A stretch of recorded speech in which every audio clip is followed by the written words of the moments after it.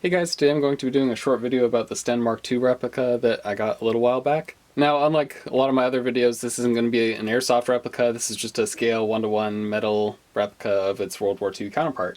So the Sten Mark II is actually one of my favorite weapons from the World War II era. During this video I'll talk a little bit about why that is, as well as going over some of the features of the replica itself. So when England entered World War II, they needed weapons, and they were buying some of them from America, but once America entered the World War II, they needed the weapons for themselves, so the British and Commonwealth forces came up with a Sten as a cheap alternative to the Thompson. So when these were first being produced, they cost about $10 to make back in their time, as opposed to the Thompson, which cost almost $200. Now, if you've seen the Thompson machine gun, which are pretty famous, it looks a little bit prettier than this, which also afforded the nicknames for this gun called the Plumber's Nightmare and the Plumber's Abortion, which is another reason I absolutely love this gun. If you would like to learn a little bit more about the Sten series, I'll have some links in the description, but for the rest of the video I think I'll go over some of the features of the gun. Now, knowing that this gun is a replica weapon, it's not going to have all the same internals that the actual firearm counterpart would have, but surprisingly it's got a lot of actual moving features, like the mag release. You can actually take the mag out, it's hollow, doesn't have a spring inside. You can take it out, put it back in.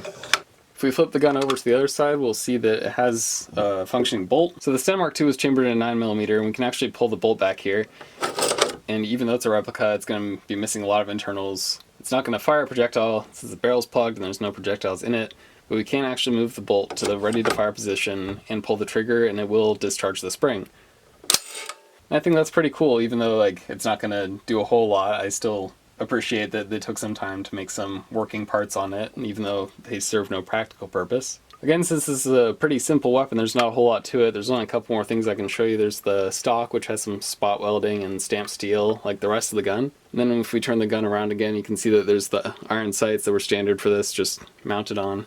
If we go around to the other side, I can also show you the barrel's plugged up. There's a little red spot. It's not like an airsoft gun where the whole tip is red, which is kind of nice, but you also don't want to be walking around in public. Would not recommend that. I'm never going to be doing that. As for my plans for it, I probably want to eventually build a display case.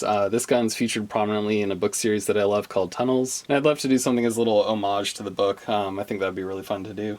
That is about all I wanted to show you guys in this video though. I hope you enjoyed it. As always, I'll have more up soon, and I will see you in the next one.